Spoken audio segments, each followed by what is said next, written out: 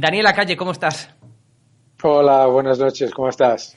Bueno, yo estoy estupefacto, Daniel, realmente de ver que, bueno, pues el gobierno de Pedro Sánchez ha conseguido recaudar más de 22.000 millones hasta el mes de julio en comparación con el año pasado debido a la inflación y no rebaja prácticamente los impuestos, a no ser que tenga un debate, un cara a cara con Feijóo y, por tanto, pues rebaja el IVA del gas, a pesar de que era una medida cosmética, decía Pedro Sánchez, y mucho menos va a rebajar el IRPF, como sí que está haciendo Isabel Díaz Ayuso en la Comunidad de Madrid en el tramo autonómico. Es todavía peor, porque fíjate lo que hace Pedro Sánchez. Lo que hace Pedro Sánchez es primero recauda y recauda mucho más, y luego, después de arrastrar los pies todo lo que puede, dice entonces que va a rebajar, pero tú ya has pagado. Claro, o sea, Claro. ese aumento absolutamente increíble. Hagamos un momento un análisis. El gobierno ha recaudado más de 22.000 millones de euros hasta julio por la inflación, extraordinarios. Ujú. Para recaudar 22.000 millones de euros en España hay que hacer juegos malabares. O sea, no estamos hablando de cualquier cifra, no estamos hablando de cualquier cifra, estamos hablando de una cifra absolutamente espectacular. Entonces, él lo que hace es, primero te cobra 3 y luego te dice, soy tan bueno que te voy a devolver 1, pero te ha quitado 2. Entonces, el gran problema en todo esto es que nosotros pensamos muchas veces, cuando yo hablo con gente por la calle o lo que sea, que todas estas cosas las hacen porque son incompetentes, porque no saben, porque no quieren sí. No, es porque no son nada tontos. Lo que está haciendo el Sánchez es crear el argumentario de que él ha tomado muchísimas medidas para controlar la inflación, siendo con mucha diferencia el gobierno que más se ha lucrado por la inflación. Y lo que también es increíble o más bien incomprensible, Daniel, es que a pesar de de este superávit, ¿no?, en recaudación, estos ingresos extraordinarios, pues el déficit, la deuda sigan disparados en máximos históricos. Bueno, es que esa es la otra. O Sí. sea, piensa que Calviño nos dice, bueno, tenemos récord histórico de recaudación. Montero, récord histórico de recaudación. Y dices, un momento, ¿y qué ha pasado con el déficit? Se ha reducido el déficit. Un momento, ¿cómo que se ha reducido el déficit? Lo has disparado al 10 y pico por ciento, lo bajas un poco y dices que se ha reducido el déficit. No, sigue siendo más del doble de la cifra que ya era muy superior a la de un entorno normal en el año 2019. Pero lo peor del déficit es el déficit estructural, que es del que ellos nunca hablan. Es el déficit que se genera crezcas o no crezcas. El déficit estructural de España son 50.000 millones de euros. El gobierno de Pedro Sánchez lo ha duplicado. Duplicar el déficit estructural significa que estás generando un agujero, pase lo que pase con la economía, cada año de 50.000 millones de euros. Y por lo tanto, como tú bien acabas de decir, la deuda a niveles récord, Ujú. ojo, porque ellos, claro, ellos dicen la deuda sobre PIB ha bajado ligeramente. Claro, primero porque están usando una cifra de PIB nominal. Segundo, y más importante, la deuda en términos absolutos ha crecido muchísimo más, pero los pasivos, es decir, todas aquellas deudas que no se contabilizan, pero que se deben, son mucho mayores. En España tenemos unos pasivos totales públicos que superan los 2 billones de euros. Porque claro, a efectos de deuda para la Unión Europea, lo que se llama el protocolo de déficit excesivo, la deuda, por ejemplo, que tenga una administración de otra administración no computa. ¿Cómo que no computa? Se debe igual, ¿sabes? Pero no Claro. computa. Pero por eso te digo que la deuda real pública de España es muchísimo mayor, porque la cantidad de deuda que está escondida por debajo con ese, bueno, que es perfectamente legal, no estoy diciendo que sea ilegal, Ujú. ¿no? Pero que está escondiendo una realidad que es todavía peor a lo que en cualquier caso es una realidad absolutamente tremenda, ¿verdad? Lo mismo que ocurre, Daniel, con el desempleo. La realidad es muy superior a lo que dice el gobierno, ¿no? Es decir, escondiendo en las estadísticas oficiales pues esos fijos discontinuos que en términos, o los autónomos en cese de actividad, es decir, todas aquellas personas que en términos prácticos están en el paro, pero que sin embargo el gobierno los contabiliza como fijos al encarecer, entre otras cuestiones, los contratos temporales, por ejemplo. Claro, el contrato fijo discontinuo es un contrato perfectamente válido siempre que no se utilice para disfrazar temporalidad, que es lo que han hecho. Claro. Entonces, ¿qué es lo que pasa? Un contrato fijo discontinuo, cuando la persona, imagínate que tienes un contrato fijo discontinuo, dejas de trabajar, cuando esa persona deja de trabajar, cobra el subsidio de desempleo, es decir, está parado, pero no aparece en las listas como parado.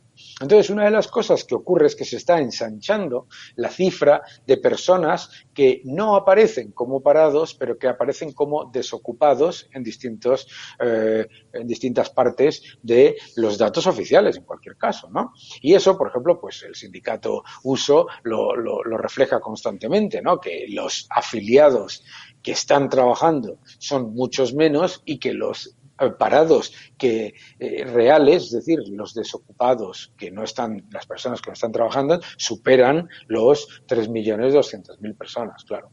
Desde luego, Daniel, estamos comentando datos micro y macro que afectan de lleno los bolsillos españoles. La pregunta es, ¿cuándo va a convocar elecciones Pedro Sánchez? Es decir, en términos prácticos, o el consejo que se le podía dar al PSOE si fuera sus asesores, que convoque elecciones cuanto antes para perder el menor número de votos posibles. Pero el PSOE, el gobierno, parece que sigue con la idea de que el año que viene pues va a haber un momento en el que todo empieza a recuperar, en el que el crecimiento empieza a subir, en el que el desempleo empieza a florecer. Es decir, ¿llegará ese momento o es imposible que veamos un momento tal y como parece que piensa el gobierno? Bueno, tenemos que entender que el gobierno no está compuesto de gente tonta. Y el gobierno sabe que el debate económico lo tiene perdido. Pero ya lo sabe desde hace mucho tiempo, ¿no? Los mensajes ultra optimistas de Calviño, los mensajes buenistas de Yolanda Díaz, etc., no calan. Eso ya lo saben. Por lo tanto, el gobierno ya ha abandonado el mensaje económico como factor de ganar votos. No es que vaya a abandonar el mensaje económico de decir que todo va estupendamente y que todo es un camino de rosas, pero ya lo ha abandonado como factor de generación de voto. ¿Con qué cuenta como factor de generación de voto? Con dos cosas que la oposición está infraestimando. Me ha parecido escuchar a Albert que decía algo parecido. La oposición está infraestimando, uno, el año que viene la presidencia europea. Y dos, que eso que ahora estamos escuchando todos los días, que es la infrautilización y que no se están llevando a cabo los fondos europeos y no se están ejecutando como se habían anunciado, lo que pretenden es hacerlo todo a la vez el año que viene y empezar a comprar votos o a generar un voto. Debemos estar absolutamente, o sea, debemos dejar de pensar que lo que hay aquí es un gobierno en el que hay incompetencia con respecto a sus intereses electorales, ¿eh? No me refiero a que no haya incompetencia económica, que es bien evidente, ¿de acuerdo? Pero yo creo que ellos ya han visto en todas las encuestas, en estas que comentabais hace un momento, que el factor económico de los 100 diputados no les baja. ¿Qué es lo que les puede subir de los 100 diputados para arriba más todos los que sumen con las distintas coaliciones? Pues los fondos europeos y la presidencia europea. Acabas de mencionar fondos europeos. Daniel, ¿qué está pasando con los fondos europeos, que somos el país de la Unión Europea que menos fondos europeos están ejecutando? Lo que iba a ser la panacea, la solución a todos los males que decía Pedro Sánchez en su gobierno, en su momento, pues ahora estamos viendo que no se están ejecutando. ¿Qué está pasando con ellos?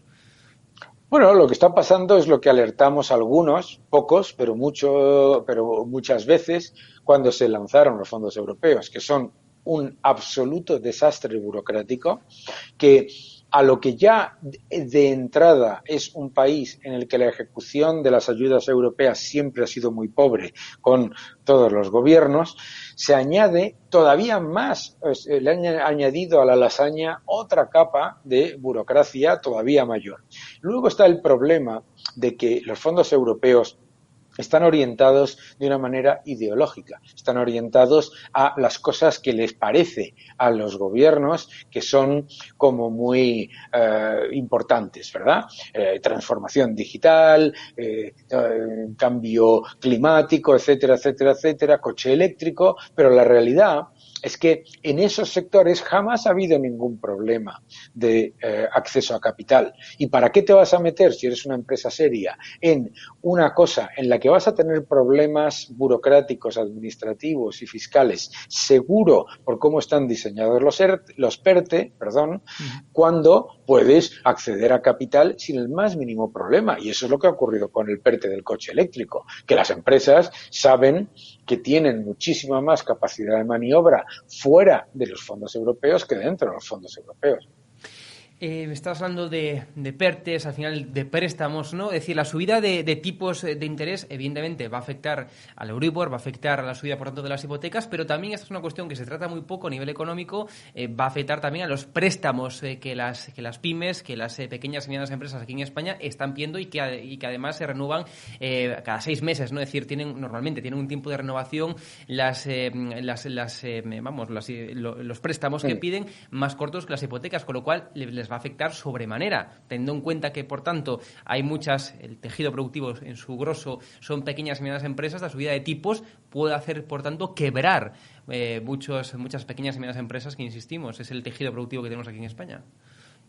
No tanto la subida de tipos, porque la subida de tipos es testimonial por parte del Banco Central Europeo, como hay una cosa que muy poca gente entiende. Los bancos están encontrando enormes dificultades para prestar porque, entre otras cosas, el problema de solvencia de muchas empresas está saltando precisamente en un entorno en el que el gobierno dice que todo va bien. Entonces, claro, ¿qué es lo que ocurre? Pues que si, por ejemplo, no se introducen mecanismos de transición con los préstamos ICO, muchísimos de los préstamos ICO simplemente van a ir a fallidos, no ya por la subida de tipos, sino porque el tipo al que estaba, renegociarlo como un préstamo normal, pues te puede salir al 7,5%, al 8%, simplemente. O sea, vamos, y es un dato que me han contado algunas empresas, ¿no? Que si lo tienes que pasar, un préstamo, a algo que sería ya un préstamo de altísimo riesgo, ¿verdad? Entonces, la subida de tipos efectivamente no apoya, ¿no? Pero la subida de tipos, en cualquier caso del Banco Central Europeo, no es el gran problema. El gran problema es cómo se han diseñado la transición de préstamo ICO a préstamos comerciales normales, que se ha hecho literalmente como llegas al borde del precipicio y te tienes que tirar. Y para concluir, Daniel, tenemos que hablar también de la cesta de la compra y de la intervención que quiere llevar a cabo Yolanda Díaz. Es muy preocupante ya el simple hecho de que una vicepresidenta, una ministra también de Trabajo, que por cierto pues no trabajó realmente en su vida prácticamente, proponga el hecho de intervenir como si estuviéramos en una economía de planificación central, además puro estilo Unión Soviética, los precios. Es decir, además de ser evidentemente ilegal, tal y como lo propone Yolanda Díaz, pues es que es, insisto, una aberración que una vicepresidenta proponga eso. Lo es, y además porque les da exactamente igual la evidencia de que ha sido un fracaso, ¿no? Sí. Errores los comete la gente de izquierdas y de derechas, pero solamente los de ultraizquierda a un error dicen vamos a repetirlo, que si lo hago yo va bien, ¿no? Esta estupidez, con todos mis respetos, la puso en marcha también un presidente en Francia aparentemente de derechas. Francia es absoluta y totalmente intervencionista en cualquier caso, que fue Sarkozy, pero fue tal fracaso, que no se le ocurrió nunca jamás ni a Hollande, ni a Macron, ni por supuesto, por una sencilla razón. Primero, lo que tú haces con el control de precios es llevarte por delante al pequeño comercio. ¿Por qué? Porque tú, a lo mejor, te pones ahí en una reunión, te reúnes con grandes superficies que tienen un enorme músculo financiero y las grandes superficies a lo mejor son capaces hasta de hacer un un subterfugio de cesta de no sé qué, simplemente para quitarse de encima la presión del gobierno. Pero, como hemos visto con lo de Carrefour, luego pues eso ni siquiera funciona. Pero lo más preocupante es que se lleva por delante a los pequeños comercios, porque los pequeños comercios no tienen ni siquiera el músculo financiero para, digamos, pagar el rescate de las veleidades del gobierno. Ahora, todavía peor. Fíjate en qué país vivimos en el que este gobierno decía que las grandes superficies son a la vez los culpables de que los precios sean demasiado bajos y a la vez de que sean demasiado altos. Esto es un cachondeo total. O sea, han dicho que se pasaron, no me acuerdo cuánto tiempo, meses diciendo que los supermercados bajaban los precios demasiado y artificialmente y por lo tanto hicieron la famosa ley de la cadena, que es una estupidez también, como la copa de un pino, y que por supuesto es imposible de cumplir. Y lo más importante, ahora dicen que es que son los que suben los precios. Es que esto de ser comunista es que es un chollo, porque da igual, siempre la culpa es de los comercios. Bueno, lo mejor es acabar con el mercado, seguramente que pensará Yolanda Díaz, ¿no? Como decía en la Unión Soviética, que los precios sean artificiales y desaparezcan con su función de información y listo, que es lo que buscan al final esta gente, lo que hay. No, lo que buscan esta gente es siempre lo siguiente. Nosotros no nos damos cuenta de que el objetivo del socialismo no es el progreso, es el control. Y cuando fracasa, lo importante es que ya lo controle. No, ya están. O sea, lo que no nos damos cuenta muchas veces cuando debatimos estas cosas es que nuestro gran error es pensar que es porque estamos tratando con personas desinformadas, que no saben todo esto que estamos diciendo, lo saben perfectamente. Sabe perfectamente, pero ¿qué es lo que está diciendo? No, yo aquí voy a meter la mano en un sector, voy a intervenir en todo lo que pueda, que luego hay desabastecimiento, le echo la culpa al sector, que luego suben los precios, le echo la culpa al sector, que no suben los precios, me pongo a mí como solución. Claro. Fíjate lo que hicieron con las mascarillas. O sea, hicieron un control de precios en un tipo de mascarilla. En ese tipo de mascarilla, en el que pusieron control de precios, crearon un problema de desabastecimiento y colapsaron el mercado durante 20 y tantos días. ¿Cómo lo solucionaron? Dejando de que se utilizasen las mascarillas todo el tiempo. ¡Qué cachondos! O sea, ¿y cómo van a solucionar esto? Pues igual. Si es que el problema de todo, pero repito, no nos equivoquemos con la idea de pensar que es que estamos tratando con gente desinformada o que no sabe todas estas cosas. Lo saben perfectamente. Lo que pasa es que lo que quiere es controlar. Daniel Lacalle, economista, un placer enorme como siempre tener aquí con nosotros. Un fuerte abrazo, gracias. Fuerte abrazo.